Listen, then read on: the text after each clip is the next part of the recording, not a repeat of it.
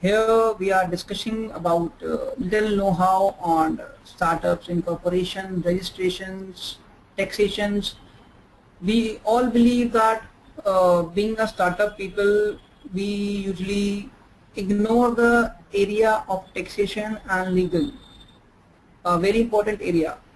Startup people basically being from IT industry, and IT people, the most far I've seen, are little or have nil knowledge about the taxation and the legal aspects of the industry. So today we take an opportunity to guide you about little bit basics of everything, like how to start a business, which business form is best for you, whether it is right time to start, and what are the basic things which you need to do, which all tax registrations are required for you when you're starting a business, whether you need trademark or copyright or patents for your things you are doing, how to open a simple bank account, and this very simple basic needs. So here we are today, and we'll start with myself. We'll just first of all, we will starting with the types of incorporation. When we have decided we have something good in our hand, we have decided with our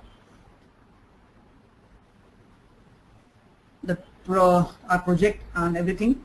And the first thing which we guide is what type of formation do we need. Whether we need a sole proprietorship firm, or we need a partnership firm, or a company, LLP, 1% company. There are a lot of things, lot of options available for us. But again, we need to know which one is best for us. How can we choose? When is the best form, and how to choose, and how to convert from one form to other, and at what time. So there are basically 5 forms, basically sole proprietorship, partnership, company, LLP, and a very recent one, 1% company. Each of them has its own benefits and merits and demerits. On a startup phase, I usually suggest people to start with either with a sole proprietorship or a partnership. Once you are very sure about your idea that yes, the project is working good and everything is working fine, it is viable, then I suggest you to convert it into a private limited or an LLP. That is the best thing you can do. If you are looking for funding and everything, then only company is an option. So I'll quickly enumerate everything about here, like types of formation. First of all, we have sole proprietorship. Here you are the single owner of the company. You don't, only one person is required. Your PAN number would automatically be the PAN number of the company. The firm can have any name, irrespective whatever you want. If your name is Rahul, you can have any company name by Amazon, but again that Amazon will see you for the use of name. The liability here is unlimited. Unlimited liability means in case in future you incur any losses in the company or in the business, then your personal asset would be liable to repay the debts of the creditors you have. So there is little unlimited liability. Ease of setup. It is very easy to set up. You just need a bank account. Nothing else is required. When you have a bank account, you can start your business right from go.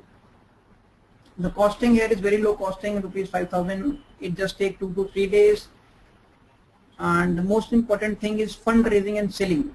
You cannot raise funds in sole proprietorship, and selling is not an option here. Sole proprietorship have many limitations, but yes, it is very easy, and taxation legal aspects are very loose in here. You can easily move funds from your account to company, firm accounts. So there are no legal tangles here. Then we come for partnership. Partnership is little advanced version of sole proprietorship. How? In sole proprietorship, you are just single person. In partnership, you are 2%. Imagine you have a project and you have a group of people who are working on it. Then I suggest you to start a partnership firm. You just need a partnership deed enumerating whatever views you have and whatever terms and conditions you decide on. You can enumerate everything over there, like what will the remuneration to each partner, what is the profit sharing ratio would be, in case of dissolution of firm, how the asset would be divided. Again, ease of setup is very easy. Costing, again very low costing, around 4,000, even less than sole proprietorship. Time taken, again, it takes around 1 week because you need a PAN card also in this, and PAN card takes around 1 week or 2 weeks approximately, whatever it is. Fundraising, again, you cannot raise funds in here, and selling is not an option.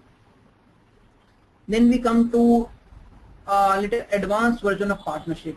This is limited liability partnership. Here, again, you need 2 number of members. Everything remains same apart from liability and costing. Liability unlimited means, like if you are 3 people over here, and each person has their own set of instructions and set of work, and those set of works are enumerated in your partnership deed, then his liability is only for his actions, not the other partner actions. Imagine if other partner do a fraud, then this partner, the other partner is not liable for his fraud. And in case of earlier partnership, even both the partners are liable for the same. It doesn't matter whether which partner did a fraud. Then we come to ease of setup. Again, here the ease of setup is little medium because it is lot of legal tangles are there. You need a ROC compliances, and your yearly, every year there are little of forms and returns to be submitted with the ROC. Costing approximately 12,000. Time taken 20 days. Again, you cannot raise funds and it cannot be sold off. Reason being, the person who is looking to invest in your business would be looking for some stake. He won't be doing it free, and you cannot sell it off by making him a partner. He won't be interested in becoming a partner. He would be interested in making a owner of the company, which is only possible in case of a company, which is limited by shares. And in case of shares, you can sell it off the shares to him, and he becomes an automatically owner of the company. So this brings us to the private limited company, the most famous form of incorporation in startups. But I really suggest not to go for this unless and until you are very much sure about your idea, your project, because in private limited company, liabilities are endless. Liabilities are and penalties are as huge as 5 crore rupees. So unless and until you are very sure of the project, and unless you have a professional guidance, don't do it. Here we need a minimum 2 people. Liability is limited. What do you mean by limited liability here? Liability here means, like in company we have shares. A share of rupees 10. If you have paid your rupees 10 value of share, there is no liability. Even if the company incur losses of crores and crores of rupees, your liability is for payment of rupees 10. If you have paid it, there is no more liability on your hand. The losses which are held by the company would be in the name of company, not of yours. Ease of setup. It is very difficult to set up. It takes approximately 1 month in India. But yes, under Modi government, we are on a stage where he has promised that we are formulating a policy where we can have ease of setup and start this incorporation in approximately 2 to 3 days. Let's see how it works out. Costing is approximately 18,000. Fundraising and selling can only happen in this case apart if you consider all of them, all the 5 mode of incorporation. Then we come to a very new piece of incorporation that is known as one-person company. Imagine you're a single person and you need a legal form, a thoroughly legal form, and you don't want any other partner in the company. So here we have a very new concept which is very readily available in broad countries, but recently in 2014 itself has been incorporated in India, known as OPC, one-person company. So one more thing before I tell you something. When you are naming your company, in case of sole proprietorship and partnership, there is no differentiation. When you are have a LLP, so you have to name LLP at the end of your company name, like Ram Kishan LLP. In case of private company, Flipkart Private Limited. In case of OPC, Flipkart OPC Private Limited. This would be the name of the company, like this. In case of OPC, only one person is required. Liability is limited again. Ease of setup high. Costing 14,000. Everything remains same. Easy to transfer and raising funds, similar to that. But again, you cannot grow with this. Once you cross certain benchmarks, like if your sale crosses 2 crores of rupees, you have to automatically convert to private limited company. So ultimate choice is private limited company. OPC is for just a starting phase. Once your project goes viable, you have to convert into private limited company. Then we come to tax implications. Like in sole proprietorship, yes, you can claim any expenditure which you have, which you are incurring MAT. Under MAT, it is not applicable in sole proprietorship. Rate of tax, it is slab rate. Slab rate means up to 2 lakh, 2,50,000 is exempt. After 10%, after the 20%, after 30%. It is a slab rate of your individual. Then we come to partnership. Again, claiming of expenditure is allowed. MAT is not applicable. Rate of tax is flat 30%. Whatever you earn, even if you earn 1 rupee, you have to pay 33 paisa on tax on that. So in case of partnership, nothing is exempt. And in similar cases for limited liability partnership, for private limited company, and so is for OPC. Here, if you're not incorporating anything, just working without any incorporation, you won't be able to claim expenditure. So one formal way of incorporation is always required, so that you can claim all your expenditure and you can mitigate your taxation effect on those expenses and claim the revenue out of it. So these are the basic form of incorporation which are allowed in India at present. There is one more form, that is public limited company, but it is not very popular. And for private limited company, you need an initial capital of 1 lakh rupees minimum that has to be deposited in bank. Then we come to various registrations which are required when you're starting up, like PAN number, TDS, VAT, service tax, IC, trademark, current account. For PAN number, if you're selling something, you need VAT. Dealing in goods, selling and purchasing VAT. Then service tax, if you're providing services. In case you're doing export and import of services or goods, you need an IC code. PAN, if you're deducting any TDS of any person, you need PAN number. So PAN number, everything. So we'll discuss this one by one, and how we can obtain each of them, and how easy it is, and when we are required for the same. So first we start with PAN number. What is a PAN number? Who should apply for it? A PAN number is security requirement for filing return, and it acts as an ID also. Exemption limit, there is no exemption limit. You have to have a PAN number.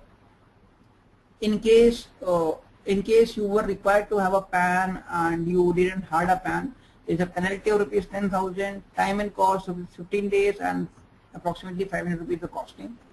What document do you require? You need an ID proof, you need 2 photographs, date of birth proof, address proof, and in case of a company, you need an incorporation certificate. What we need in this, we need a Form 49A, which is available online, and there are many NSDL centers located all over the cities in India, in Delhi and other parts of India. So you can submit those forms anywhere. Website is tin.nsdl.co.in. You can read it, download the form from here, and fill it online also. Online option is also available. In case you have any query and everything, there is a helpline number 1800-1801-961. The fees for the same is approximately 120. The fees which is required to be paid to the department. Other than that, every fees is for the person who is helping you out for the filing of PAN number. Then we come to PAN number for TDS. In case you are making any payment, you are hiring employees for you, we need to deduct TDS for you, you are paying commission, you are paying rent, anything, interest you are paying, so you need to deduct TDS on the same. And when you are deducting TDS, you need a PAN number for filing returns and to create that amount in the account of the person of whom you have deducted your TDS. TDS is a very normal name in case you have done employment or into job. Every time it is deducted from your salary. Again, there is no exemption limit, but yes, in case of proprietorship, you have a limit of 1 CR, 1 crore rupees, so that in case you are making payment up to 1 crore, you are not supposed to deduct TDS on the same. Time and cost 15 days and 1,000 rupees. Penalty again 10,000. Document what we need, document nothing, just a copy of PAN card is required. Form is 49B, readily available online, and we need to submit that at NSDL Center. website and phone numbers are same as PAN number. Then we come to TIN number, which is required for VAT. In case we are dealing with sale purchase of goods, we need VAT number. But very soon it would be replaced by GST. Then we would be covering our number would get covered into GST. But then at present we are dealing with VAT. VAT and GST registration go hand in hand. Once you apply for VAT, there is similar form for GST. You can apply for both of them. If you are making central sales, like from one state to another, you need CST number. In case you are making sales within the state, you need a VAT number. Who should apply for it? For sale and purchase of goods, any exemption limit is up to 9 lakhs. You are not supposed to have a VAT number. But again, this limit vary from state to state. In Delhi it is 20 lakhs. In UP it is something else. Time and cost, it costs you approximately 7 to 10 days and costing is 8,500 for which a professional charges you. Again, a VAT would come to your office, do your premises and check the address and thing, and he would charge something facilitation charges from you. I guess you know what I mean. And then we come to penalty. In case you have required to have a VAT number and you didn't get it, there's a penalty of maximum rupees 1 lakh. Documents, what we are required for the same, we need a PAN number, address, ID proof, Aadhaar card, IC, information certificate of company, photograph of directors, and photograph of sole proprietorship partners. It can be filed online. DVAT 04 is the form number available online. Then you need to submit the physical copy to the department at ITO. In Delhi it is at ITO, and it varies from state to state, and you can readily check it out online. Not an issue, very easily available online. And then we come to service tax.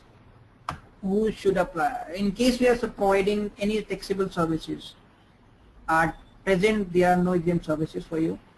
In the very rare services, later example, under negative, now we are governed by negative list, which means apart from these services everything is taxable. So I presume most of the services taxable for you. Any exemption limit? Yes, there is an exemption limit of 10 lakh. If you are providing services up to your revenue doesn't cross 10 lakh, you are not supposed to charge service tax. But this limit is once in a lifetime for a year.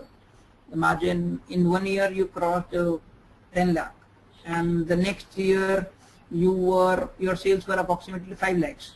But then on those 5 lakhs again you have to pay service tax. It doesn't mean it's just one time limit. Once you cross it, then from then onwards you are supposed to charge service tax from the very first rupee. Time and cost, it just takes 2 to 3 days and costing approximately 3,500. In case you were supposed to have service tax, you cross your limit and you didn't apply for it, there is a penalty of 10,000. What are documents we need? We need a PAN number, address, ID proof, Aadhaar card, copy certificate. Form is ST1 available online. The website is aces.gov.in, and here's the helpline number 1800-4254-251. With all these things, there come with TDS, VAT, and service tax. With these three, we have some regular e-filing of returns also. For service tax, we have half-yearly returns, and service tax has to be paid on a monthly basis. For VAT, in Delhi, we have quarterly returns and has to be paid on monthly basis.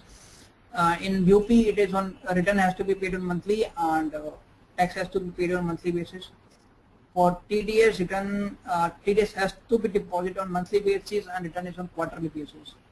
So every taxation aspect and whatever registration we are taking, we have some filing fees, compliances which you have to govern by.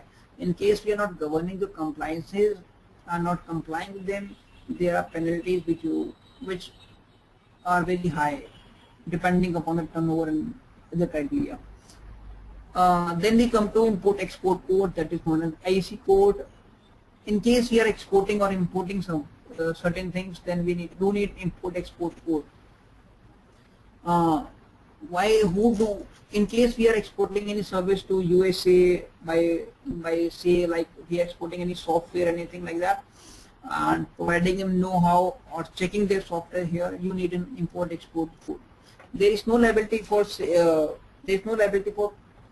any returns and compliances. You just need to code this import-export code on your bill of entry or on your invoice.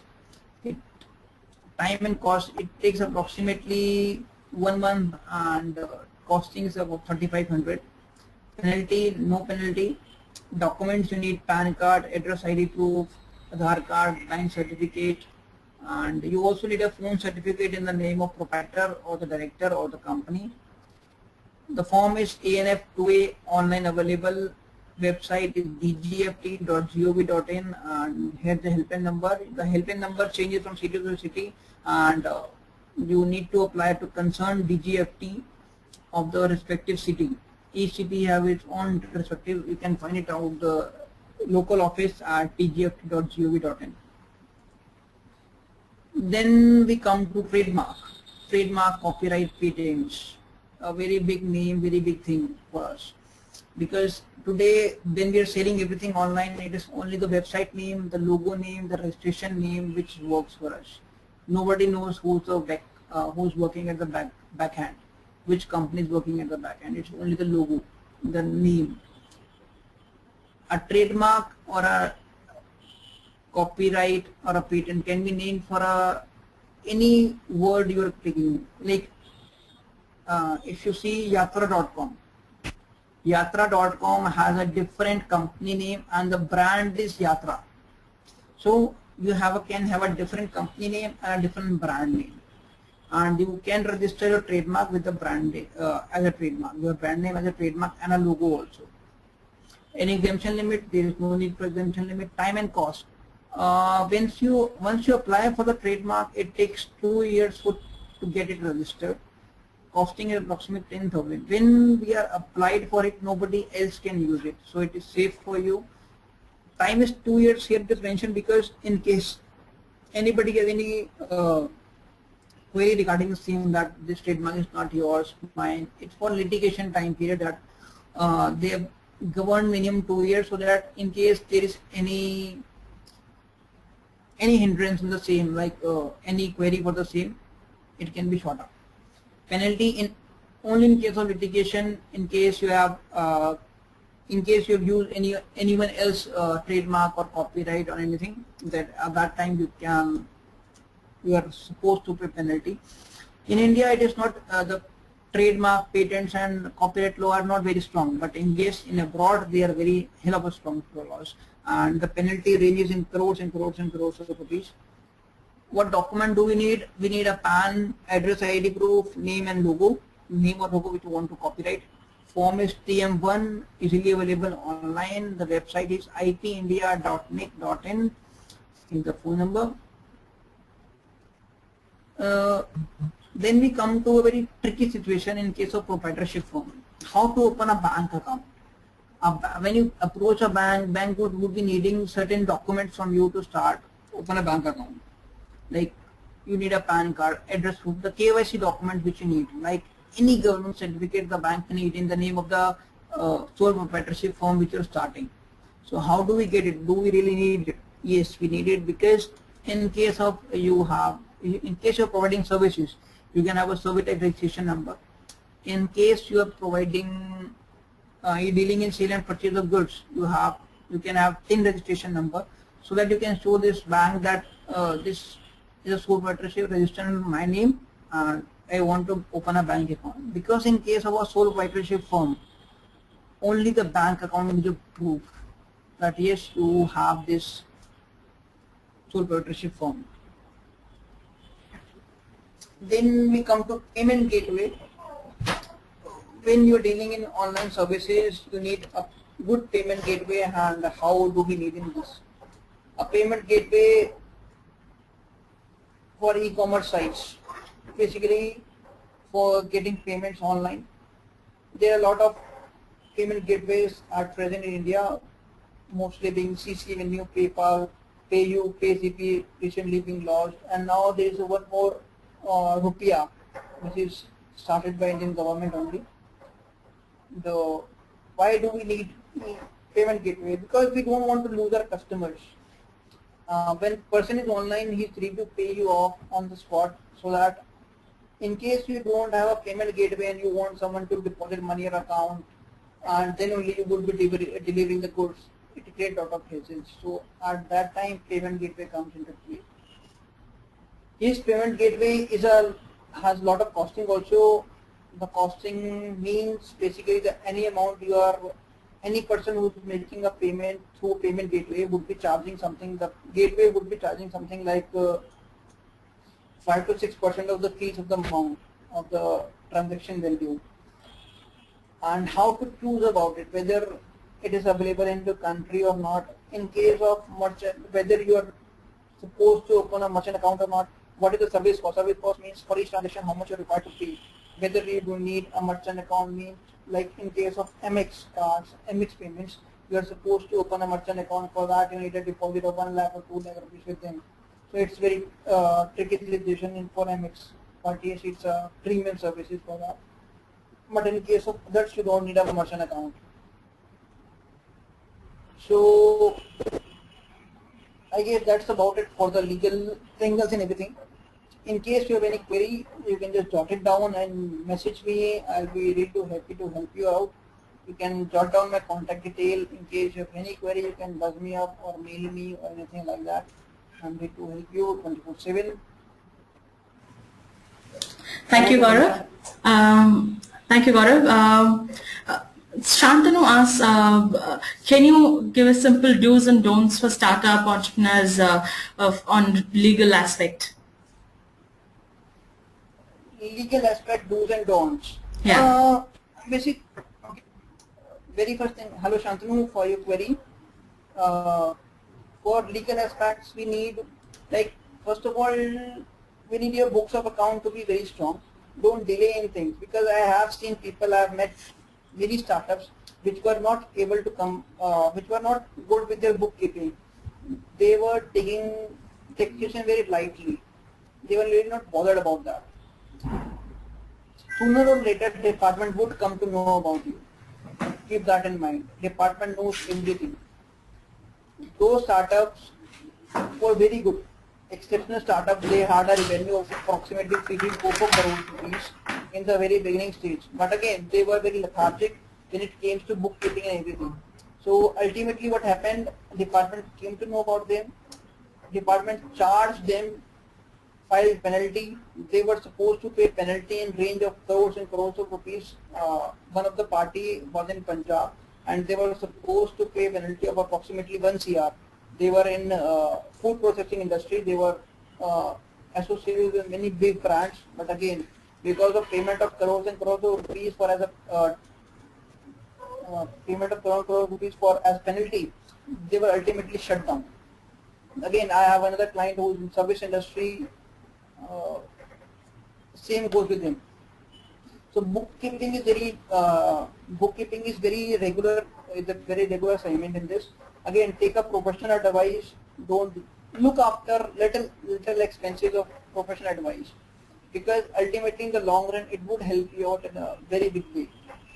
A startup which is very nicely governed and is up to date with this filing and everything is very much preferred over the other one which is not so up to date with about its products and bookkeeping. Right. Gaurav, Shantanu wants to also know what is DIN. How different is Shop Act from IC? Sorry, I'm not getting you. DIN is signed, then what the second part? How different is Shop Act from IC? Shop Act from IC. Okay. Basically, DIN is Director Identification Number. In case you want to start a company, you need a unique identification number, that is Director Identification Number. In case you are starting in LLP, then it is again that is required. It's just a coding system so that anybody can check it out that how many companies you are director and which all companies have director in you. For other thing, like Shop Act is different from IC. Shop Act is basically Shop and Establishment Act, is from state to state basis, governed by the municipal corporations of each state. Once you have started any shop or established in any state, You are supposed to get it registered, but mostly people don't. There is no penalty because the municipal corporation doesn't check it out and nor they claim anything like that. Yeah, go ahead, sorry. For IC, like IEC or IIC incorporation certificate, it is once you incorporate as a company or as LLP, you get an incorporation certificate from the Ministry of Commerce,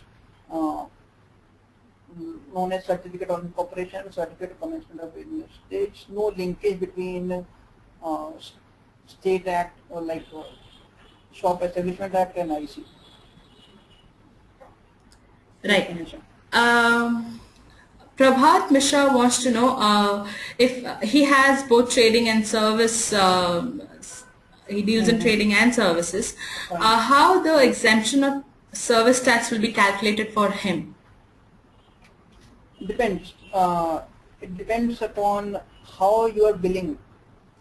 Your billing would be the main criteria over here. If you are billing inclusive of service tax, if you are providing services, goods and service inclusive, like a work contract, like in case of builder, where he said, I will be giving you certain services and material will be provided by him only. So in that case, it becomes a work contract act, and the limit would be considered as 10 lakh only in both the case, like in case of VAT also and in case of service tax also.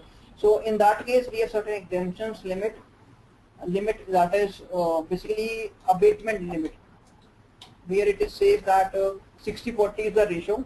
If you're providing any services, 60% would be considered as material cost, 40% would be considered as service cost. So you are supposed to pay on 60% value, you are supposed to pay VAT, and then 40% value you are supposed to pay service tax. In case you are not providing both the service differently, so the limit would be considered different for both of them, like for 10 lakh for VAT different, and for service tax again 10 lakh limit is different for service tax billing and for VAT including service tax billing. Right. Nikita wants to know how to open a current account for a private limited company, and what is the percentage of VAT to be charged for ready-to-eat foods? In which state she is, Nikita? I'll have to ask her that. Just 1 minute. Not an issue. For Nikita, for a bank Nikita account, is from Bangalore, Karnataka. Okay. Basically, I'm not very sure about the Karnataka Act. It must be around 12.5% for sure. Most of the item in Delhi also it is around 12.5%. And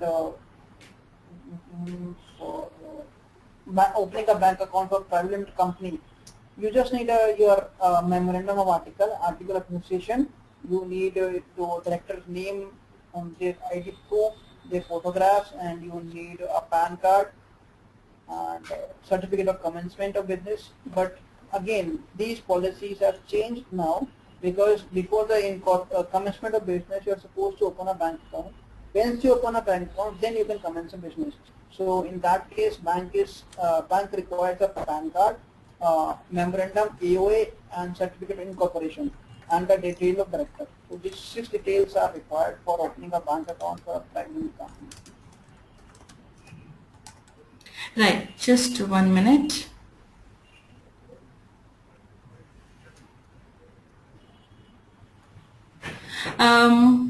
Mohammed Goose wants to know, is there a website where I can check which tax slab is applicable for the commodity? He has a couple of questions actually. And what if some customer falls into private C form, as products and billing is done prior to receiving of C form, which is usually provided at the end of the quarter or year? How to manage taxes of apps selling in different countries through Google Play or App Store? Can you come one by one? I'm not able to recall. So the first question is there a website where I can check which tax slab is applicable for the commodity? Yes, you again tax slab would be applicable from state to state basis. On the every state have their own DVAT VAT website. Like for DVAT, it is DVAT. For there it is dvat.up.in. For other state, for UP it is upvat.nic.in. So you can check out your website, the state website, state VAT website, and there would be a list of commodities taxable. There is a total schedules of everything, like which commodity falls under which. In case you have any specific query, you can mail me up and I can let you know what is the rate of taxation on the same. Not an issue. Right. He starts with a question: when I bill to other states, do I need to bill it at the same percentage as my state, which is 14.5% only? When especially he's asking when he's billing to a company in other state, he usually takes a Form C, but in the online business, he bills directly to the end user, which cannot where Form C cannot be provided. Fine. So in case you are billing to online user, you are supposed to charge CST at the rate 14.5%. In CST and VAT rate are very much same. There is no difference in CST rates and VAT rate. CST rates only differ in case of C form. If in case you are getting C form, the rate would be 2%. In case you are not getting C form, the rate would be applicable of the local VAT rate on the same item. If you are selling the same item in the same state, the same rate would be applicable if you are selling the same item to some other state.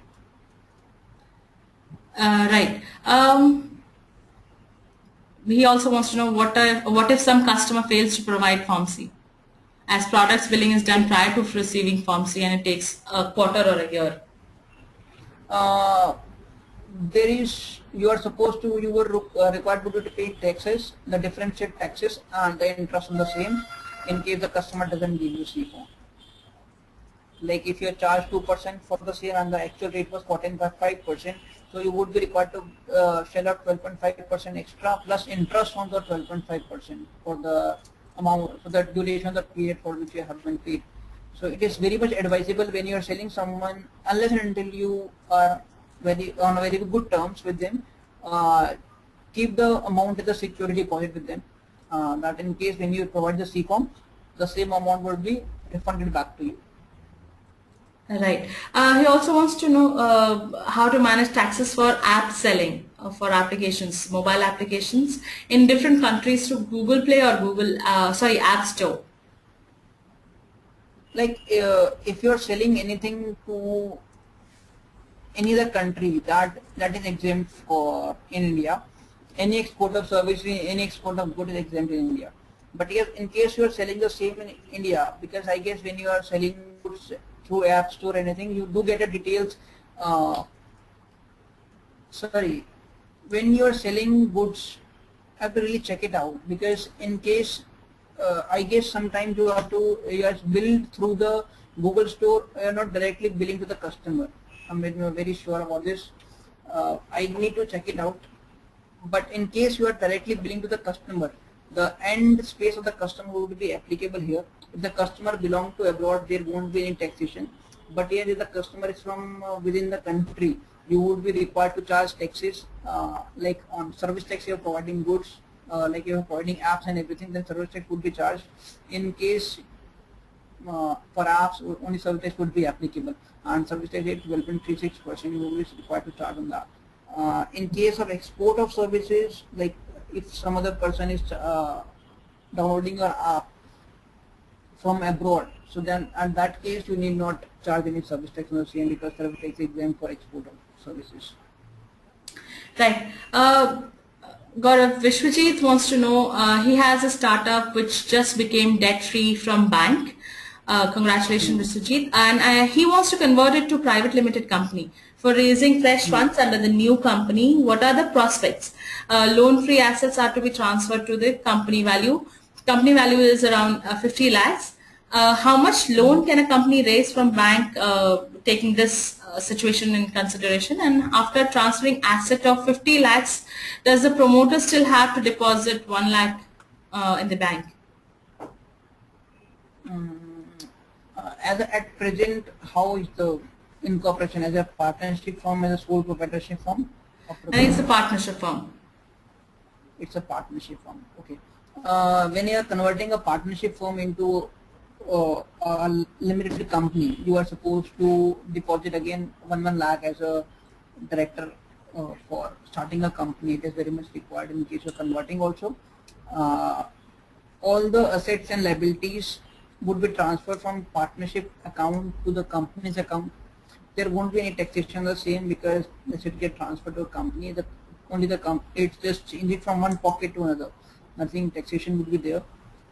Regarding bank financing really depends upon your turnover. As the lady said, it is approximately 50 lakhs. Yeah. So don't expect much of funding from bank on basis of 50 lakhs. Bank won't be funding more than 7 lakh or 8 lakh, something like that. Basically, bank finance you 2 months of the month, 2 to 3 months of your turnover. And again, that depends upon the turnover, the amount of security you're providing, how good the business viable is, and how growth has been in this past few years, year-to-year markup, GP ratio. There are a lot of ratios which you need to calculate, the current ratio, liquid asset ratio. So you just cannot sum up with just the turnover of part, how much funding you get. But yes, on basis of turnover, you can get up to 15 funding up to 3 months of your sales. Right. What happens if it is a sole proprietor? In case of sole proprietor, things remain same. No, nothing changes. No. So they still have to deposit that 1 lakh amount? Yes, but again, that 1 lakh would remain in their bank account. There's the company money. It's just changing from one hand to another. It won't be any difference. Not an issue. So monetary transaction remains the same, but the paperwork only changes, and then yes. Right. Paperwork only changes. Right. Nikita Navarkar wants to know, can you define specific difference other than liability between partnership and LLP registration? How does one decide which one to go for as she's about to start something of her own? Look, there is no very much big difference between partnership firm and an LLP. Both are more or less same, but yes, LLP is a more refined form or formal form of a partnership. Reason being, the liabilities are limited in case of LLP, and when you have a limited liability partnership, any person in the world can check you out. The balance sheet has to be filed on a regular yearly basis with the ROC. Any person can check your turnover for past 5 years, 7 years, the duration of the companies, how much the capital, who are the partners in the company. But same things are not available in case of partnership. LLP gives you a little niche over a company. Like, yes, this is a formal company, it's a big company, that's the reason they have LLP. So it's give you a little push over the informal form of the company, like sole proprietorship partnership. These three, limited liability partnership, private limited company, and OPC, are very formal, and other two are not that formal. Right. Can you also, Mohit wants to know, can you please tell which is a good way to start up, for a startup to go with just only one founder, a sole proprietor or an OPC? I'll suggest you sole proprietorship in case you are not sure about the same, about your idea. Once you are very much sure about your idea and everything is working fine for you, you know the product is good, it is selling in the market, people are liking it, funds are there's inflow of funds and everything. Once you are very much sure, then convert it to OPC. But again, OPC has a limit of up to 2 crores of turnover. In case the turnover increases from 2 crores, you have to be converted into private limited company. So it is advisable to get directly get converted to private limited company. Have two partners, either Mohit or his mother or his father can become partner in the same. And because once you convert in OPC, then you want to convert to private company, the costing would again changes. It will increase many a fold. So there is no point. So it's preferable start from sole proprietorship, then convert into private limited company once you are sure about the idea. Right. Sudesh Agarwal says he's a sole proprietor firm. They are a sole proprietor firm right now, and the staff wants the company to become the board or the staff wants to become a private limited. However, the CA, their own CA is advising against it. He wants to know the reason, and he wants to know how to deal with this situation. Look, just as I said, that sole proprietorship and private limited company. Private company has lot of compliances. Every second day you need a specified person who can complete all those compliances. There are a lot of hindrances in the movement of fund. From a company account you cannot move funds to your personal account. In case you do that, even by negligence, you are supposed to penalty of 1 CR or 25 lakhs to 1 CR it ranges, and that 25 lakh to 1 CR penalty would be applicable on you also and company also. So in case of private limited company, the penalty clause are very high. But in case of sole proprietorship, there is no such clause. You can easily move funds from one account to another account, from a personal account to company account, firm account. You can easily give away loan to any of family members. You can receive loan to your family members. But this kind of liberty is not available in private limited company. In private limited company, you are supposed to file board meetings every now and then. Paperwork is very high as compared to sole proprietorship. So unless and until you want fundraising, you want to sell off your share to someone so that you can raise funds, I suggest don't go for private company now. Earlier it was very easy, but because of the new company that 2013, life has become very difficult for private company. Lot of companies have shut down after this coming. So is it the same where if a company wants to convert from LLP to private limited?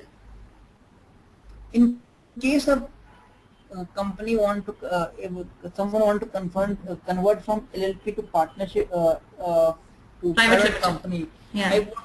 I would suggest not to, because in that case there is a lot of taxation effect.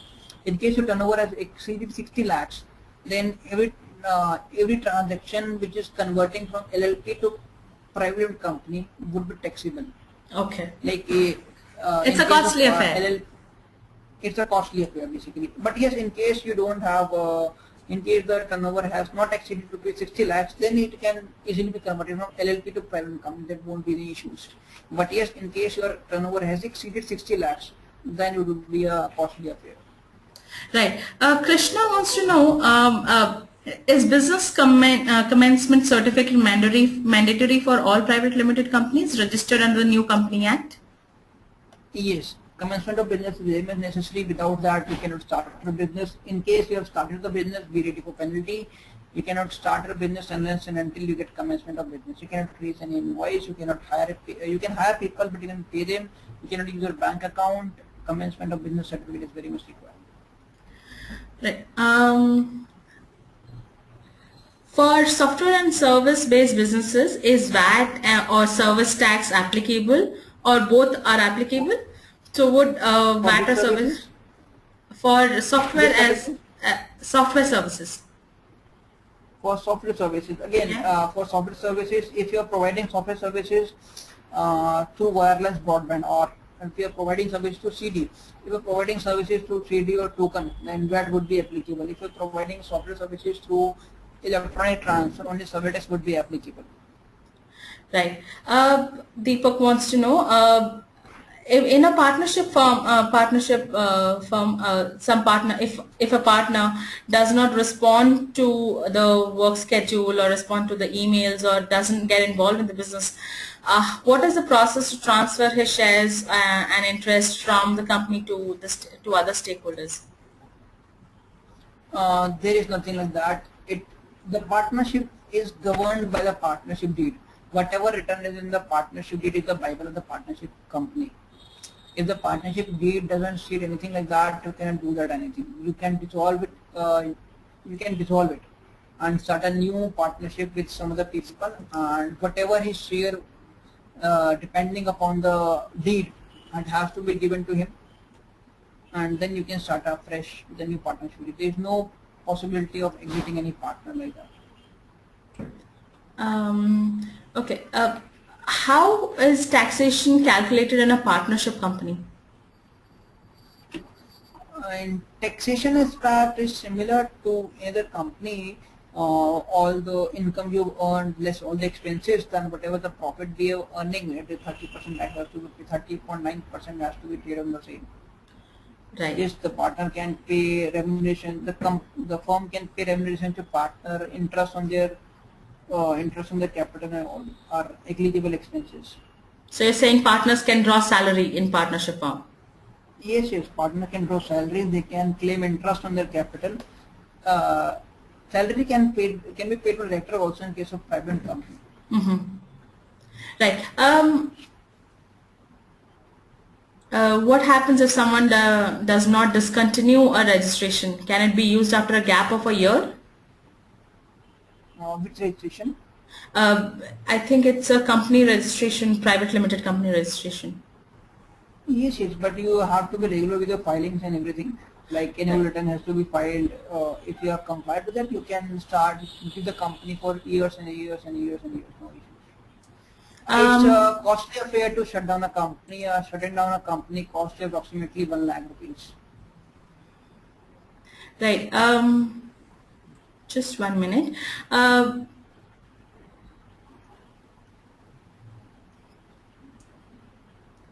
Rahul says he is reselling a service, for example, getting a server from one company and selling it to customers.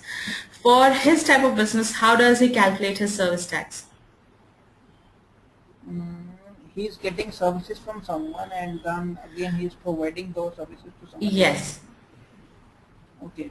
So the services he is getting, like example, Rahul took input services from someone for rupees 100, so he would be charged rupees 12 as service tax on the same, so his total costing would be 112, and in the final he invoiced someone else for rupees 200 plus service tax of rupees 24, that is 12%. So he would be ultimately liable to pay 12 rupees as service tax, the 21 of his share minus the 12 he already paid to the vendor from whom he received the services. He just supposed to pay differential amount. And he's saying the service provider is a foreign company. He is getting some service from the some other country and selling it in our country. So the foreign subscriber wouldn't have charged any service tax to him, and so in case he is just reselling those services and providing services in India, he is bound to charge service tax on the same. Right.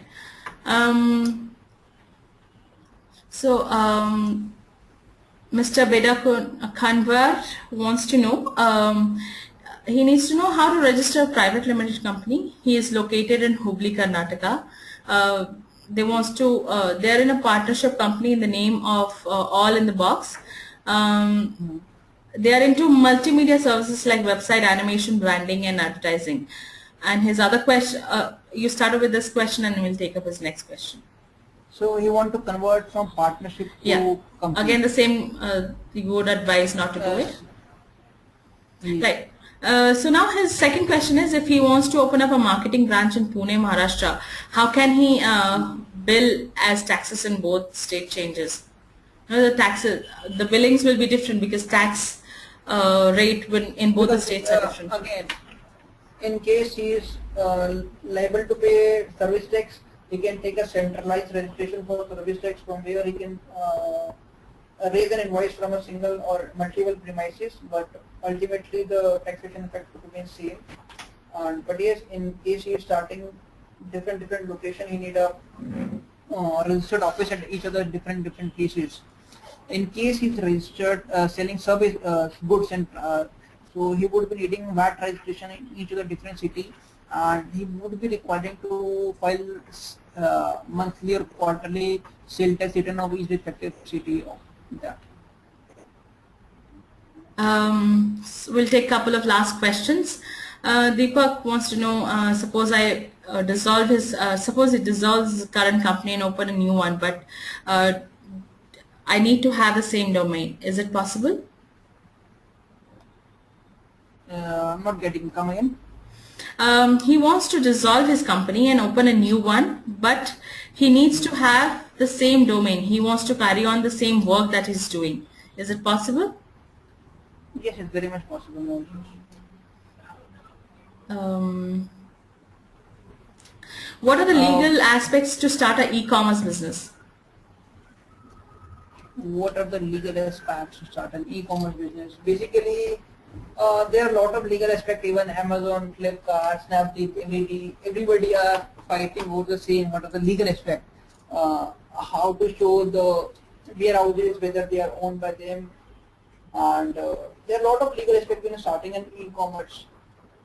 And legal aspect, it basically depends upon your model of e-commerce. Whether you are storing goods for the vendors, whether you are just acting as a commission agent or a transportation agent for them. In case you're just acting as a commission agent, you need a service tax number. But again, in the end, you have to prove everything to them. Like in case of Amazon, the recent case which has been filed against them because they used to store goods of their vendors with them. They have maintained their own warehouses. The vendors are supposed to keep their goods from here, and Amazon used to supply from their warehouses to the concerned customers. Why they warehouse? Because they want quick delivery. Because in case they don't have their own warehouses, it will take more than a week to deliver goods. So they have maintained their own warehouses. In this case, the VAT department cautioned them that you are the principal agent, the main person who could have been hold as a new warehouse, and he hasn't mentioned that in his VAT department. So even Amazon was held liable because he has held those goods and has intimated the same to department. So every new venture has its own limitation, complexities, and it has to be discussed on an individual basis. There is no set guidelines. What are the taxation aspects? Most of them have been covered, like service tax, VAT, PIN number, DDS, everything has been covered. So if you have any specific queries, you can mail me and I'll update you on the same at the earliest. Right. We'll take one last question. We will take just one last question. No issues. Yeah. Mr. Saha wants to know what are the steps or registration to get EMD exemption in case of government traders. Can a partnership trading organization apply for SSI? Yes, SSI partnership can apply for an SSI, but for SSI depends upon state to state. In some states it's very easy to get an SSI registration, for in certain states it is very difficult. Like in Delhi it is very difficult to get an SSI registration, while in UP you can get it for DO2. Reason being, the local authorities, the paperwork which is required, there is very much, and compared to UP it is very less, or UP, Haryana. Like in Delhi they need pollution certificate, a certificate from police department and everything like that. So it takes lot of paperwork and time consuming process. While in UP there's hardly anything like that. You just go pick a piece, they would ask for a document too, and you get it. Right. Just 1 minute.